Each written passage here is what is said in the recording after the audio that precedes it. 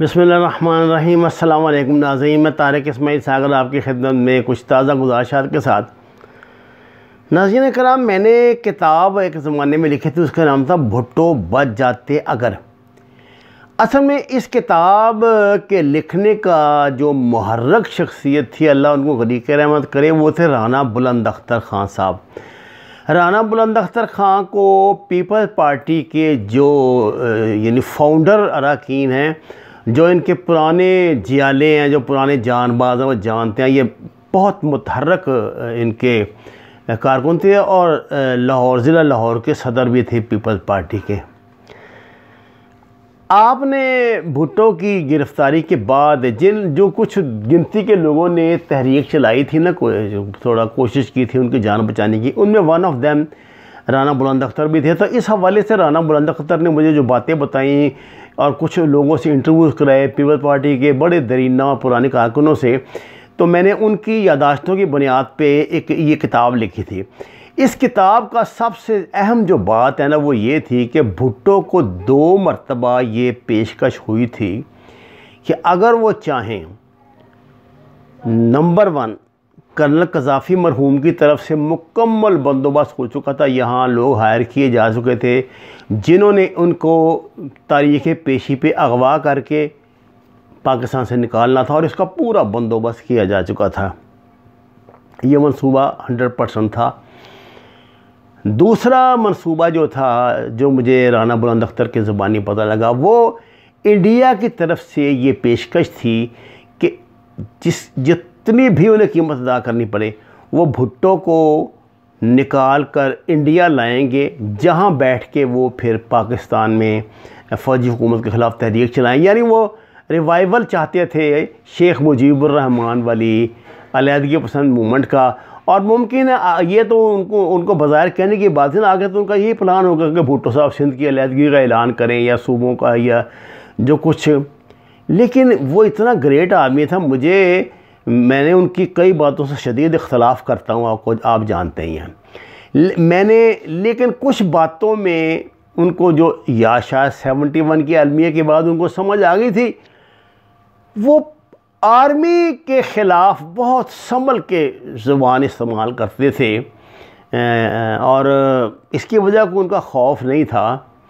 वो ये समझते थे कि अगर उन्होंने इनमें से कोई भी पेशकश कबूल कर ली तो ये मुल्क से एक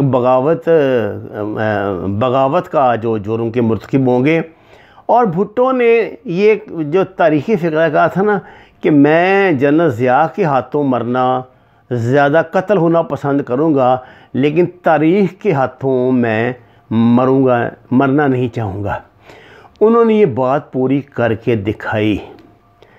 इसके बावजूद कि उनके साथ बहुत ज़्यादतियाँ हुई, उनके ख़ास तौर से जो उनको फांसी दी गई, पाकिस्तान की मुअज़्ज़ज़ अदालत ने भी, उन जजों ने जस्टिस नसीम हसन शाह ने मेरे वल्ला मैंने ख़ुद वो इंटरव्यू लिया जिसमें उन्होंने इस बात का इकरार किया कि हमने प्रेशर के तहत ये साइन किए थे।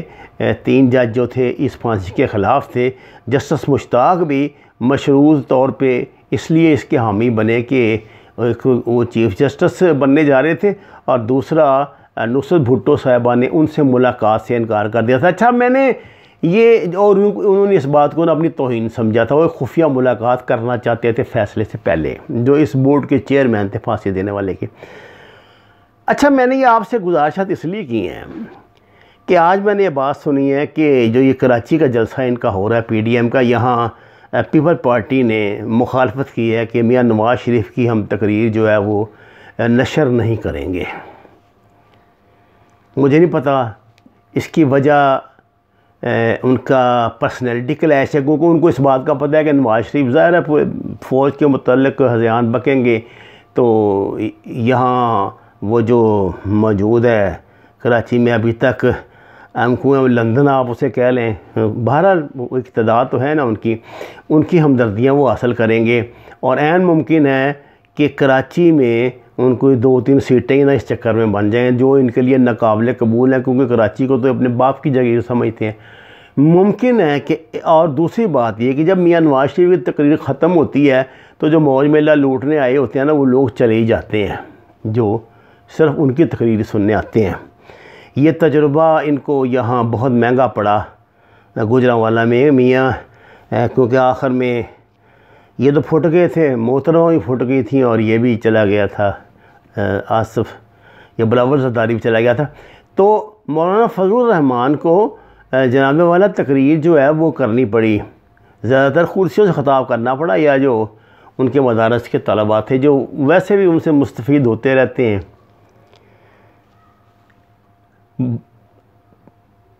नवाज शरीफ की तकरीर जो है वो इस पीडीएम को फ़ायदा पहुंचाएगी या नुकसान? मैं आपको ईमानदारी से बताता हूँ, नुकसान पहुंचाएगी। उसकी वजह ये है कि अब जितना दरगुजर से काम लेना था ना फ़ौज ने या एजेंसियों ने, वो ले लिया। और दूसरी बात ये निरा घाटे का सौदा है। कराची में वो कराची का शो जो है ये पीपल पार्टी अपने नाम करना चाहती है, सीधी बात है।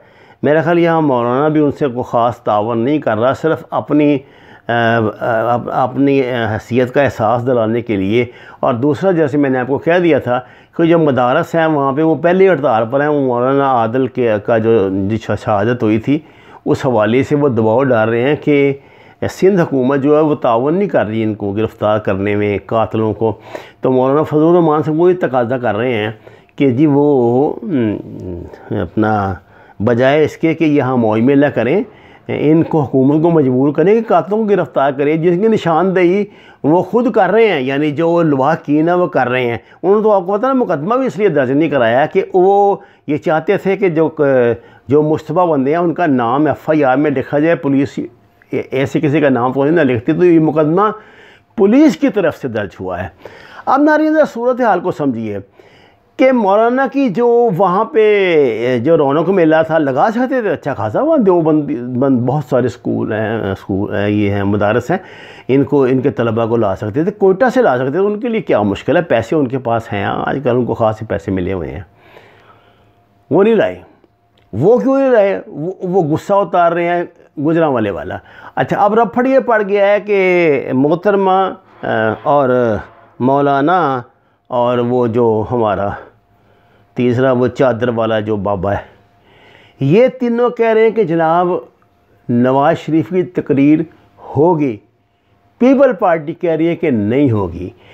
नाज़रीन देखिए, हर जमात तो आप भानमती का कुंभ है ना, आप इकट्ठे हो गए हैं अपने मफादात पर। वैसे तो सबके अलग अलग मफादात हैं, सबके अलग अलग मसाइल हैं। आपका क्या ख्याल है कि अगर मौका मिलेगा इसको अपना इसको बिलावल ज़रदारी को, तो ये अपने अब्बू और अपनी फुफ्फो को छुड़वाने के लिए डील नहीं करेगा एस्टेब्लिशमेंट के साथ? एक लम्हा नहीं लगाएगा। मैं कहता हूँ एक लम्हा नहीं लगाएगा। जिस बुरी तरह वो फंसा हुआ, तो बच्चा बेचारा जिस बुरी तरह वो फंसा हुआ है, वो तो कहेगा कि जनाब वो चक्कर तो किसी भी तरह उनको यहाँ से निकाल के तो लंदन शंदन पहुँचाए, ताकि वो ही जाके मौज मेला करे बैठ के। मियाँ साहब तो वो मौजे कर रहे हैं ना बैठ के।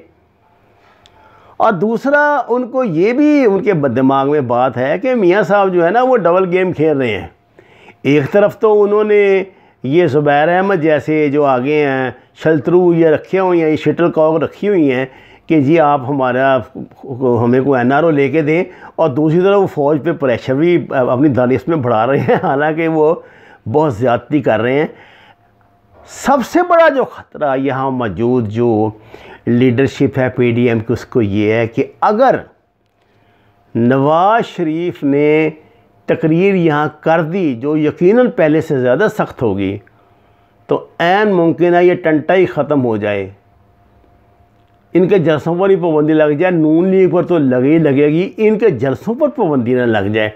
ये बात इनके लिए बड़ी परेशान कौन है। और वो इतनी मतलब इतने वो बेवकूफ़ तो नहीं है ना कि इतना बड़ा ब्लंडर करें कि माज उनकी बेगम साहबा की मरीम नवाज शरीफ साहब के खुशनुदी के लिए वो इतना बड़ा ख़तरा मूल नहीं ले सकते। नाज़रीन कराम, ये मैंने अब छोटा सा आपको ना ये बताइए सूरत जिसके पस मंज़र में ये जलसा करने जा रहे हैं। जब इनके आपस में यही इतने इख्तलाफात हैं, अपने अपने मुफादात हैं, अपना अपना इनका एजेंडा है, ये क्या कौम की रहनुमाई करेंगे बेचारे? क्या वहाँ बताएंगे, क्या करेंगे? जो इन्होंने गुजरांवाला में किया था वो वहीं करेंगे और गुजरांवाला से सख्त करेंगे। वो तो देखिए ना, वो तो पंजाब था, वहाँ तो हैसियत सवाए इसके नून लीग की किसी की थी नहीं। अब ये जहाँ पे बैठे हैं ये तो सबसे मजबूत गढ़ है पीपल पार्टी का। तो पीपल पार्टी अपने पते अपने हिसाब से खेलेगी कि इनके हिसाब से खेलेगी? वमा अलैना इल्लल बलागुल मुबीन। नाज़रीन किराम, दरख्वास्त है कुरान और नमाज को तर्जुमे के साथ जानिए। घर में जितनी जगह मैसर हो वहाँ पर सब्जियाँ काश्त करें। हमारे चैनल को सब्सक्राइब करें, लाइक्स दें और इसकी तशहीर फरमाएँ। सच के सफ़र में हमारा साथ दें। आपका बहुत शुक्रिया।